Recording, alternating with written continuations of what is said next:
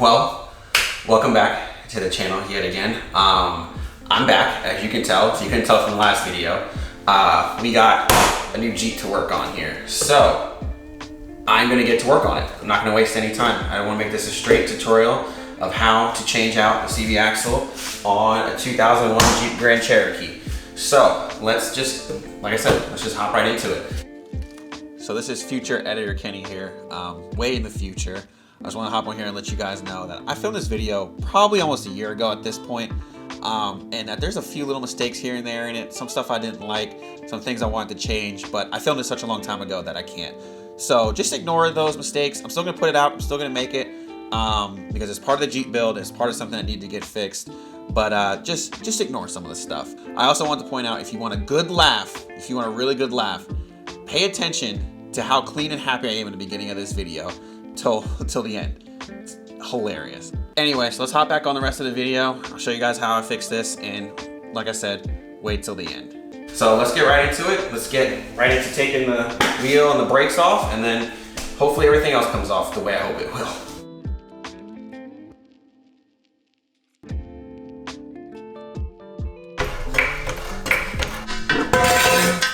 Okay, we put the jack back up just a little bit. That's another little safety.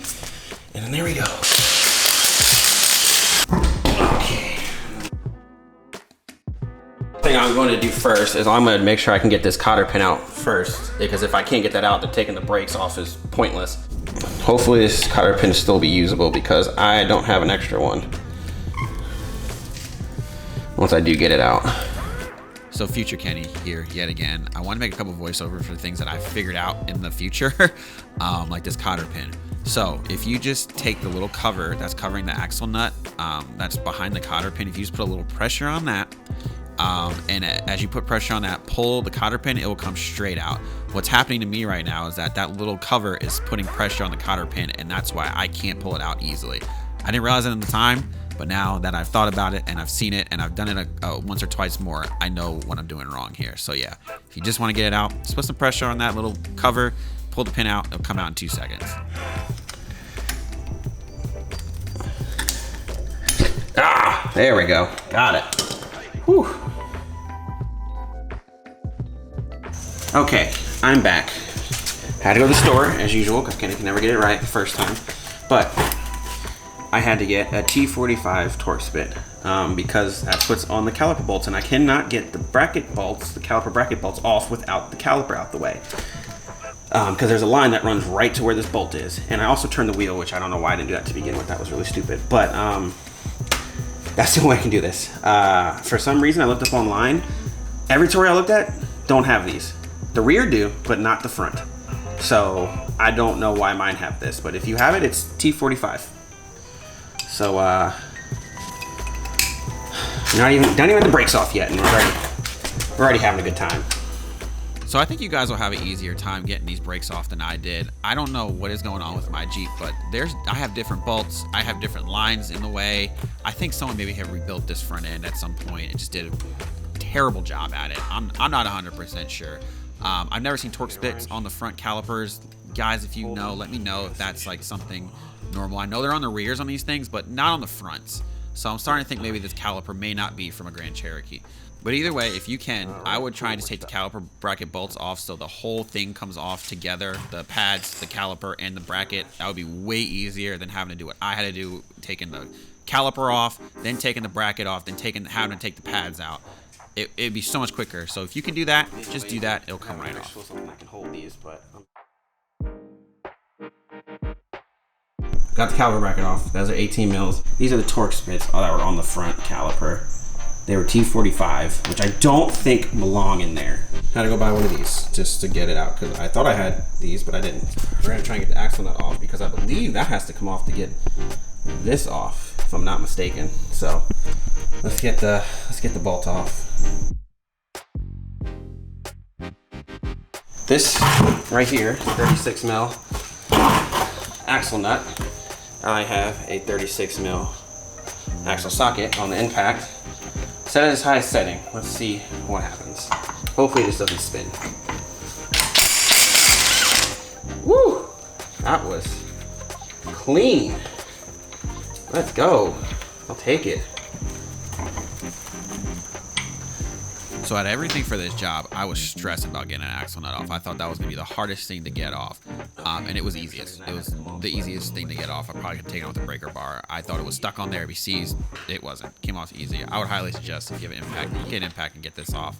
Also, I would highly recommend changing out the brakes while you're in there. It was so hard getting this rotor off without breaking it, knowing that I have to use it again.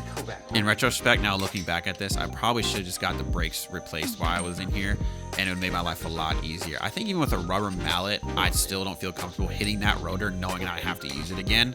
So it was so difficult to get this thing off without breaking it. See him right there, I'll point. Now it's time to get the hub off.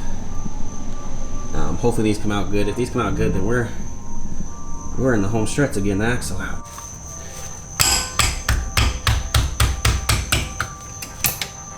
I got that one. Oh, shit.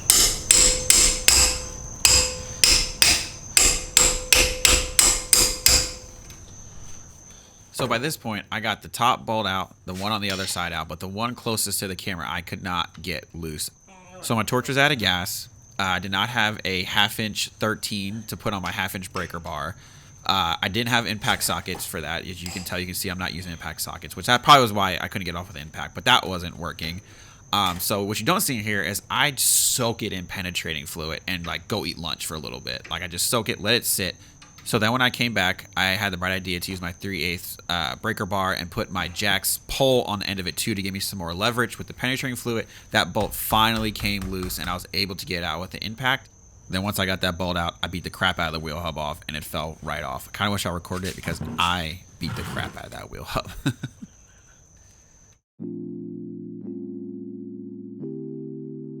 I struggled for a long time. I didn't think guys really want to see that, so we got everything out.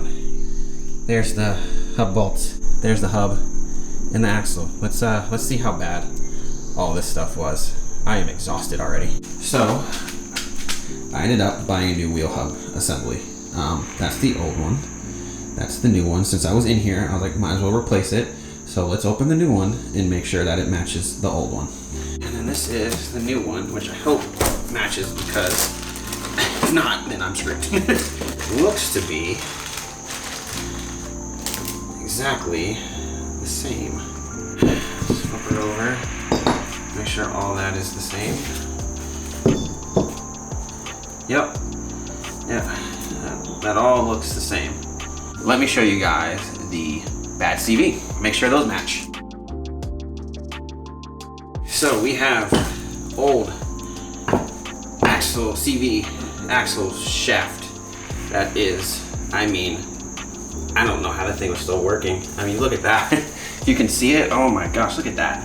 Look how stiff that one is, like compared to that. Yeah, so this is a good thing that I swapped these out. This one is really bad, and you can tell they are exactly the same.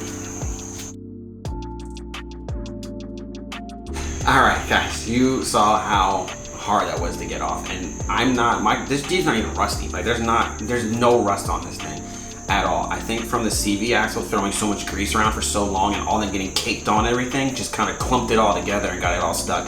I beat the crap out of that wheel hub to get it off, like the crap out of it, to the point where I think it's broken now. And so good thing I got a new one, otherwise I would not be able to put that back on. It's so hard. It's so easy to get the axle shaft out, but it's so hard to get to the axle shaft. Whew. Anyway, I think I'm just gonna time lapse putting it all back together. So, because you guys know how it goes. Same way it came off, same way it goes back on. And then maybe I will voice over a little bit, just a little bit tips and tricks of putting it all back together. But let me get this back together. It's already late in the evening, and I'm hungry, and I'm tired, and I'm hot. So let's get this back together.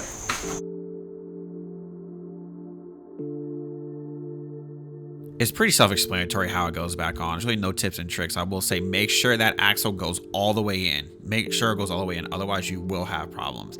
Also, clean everything up. With your handprints and the grease and getting all over stuff, it will burn and it will smell. Also, use anti-seize on everything. Loctite everything. Make sure you torque it all down because these are very vital parts and you don't want them coming loose on the road. Also, I will say, for some reason, the biggest trouble I had with this entire job were the brakes. They didn't want to come off and they didn't want to go back on. I had to fight to get these brakes back on. And like I said before, in retrospect, I should have just did a whole brake job too while I was in there. Okay guys, I'm done. I'm gonna show you just where I left off, just so you guys know. I don't know if maybe this new axle you don't need the cotter pin or whatnot, but you can't get the cotter pin through there. This is the old cotter pin from the old. You can see it covers the hole. No matter which way you turn it, it covers the hole for, that you can kind of get it through there, but it covers the hole for the cotter pin. Look at that. And if it is open just a little bit like this, then it's completely covered on the bottom. So I can't get the cotter pin back through. So I don't know what to do about that. That's the only thing that's like, I don't know. This bracket, this little thing right here, that goes on the caliper, it took me an hour to get on. I don't know how in the world someone was able to get it on there, but the way you have to get, I'm not even gonna explain it. It's ridiculous. It's absolutely ridiculous. I'm over it. I'm done. I'm gonna put the wheel back on and we're gonna call it a day. All right guys, I'm done. And as you can tell, the shirt is no longer white. I got stuff all over my face, all over my, I cleaned my hands. My hands are a lot worse before. I got anti-seize all over my fingers. I'm done. This did not go as easy as they say on the internet.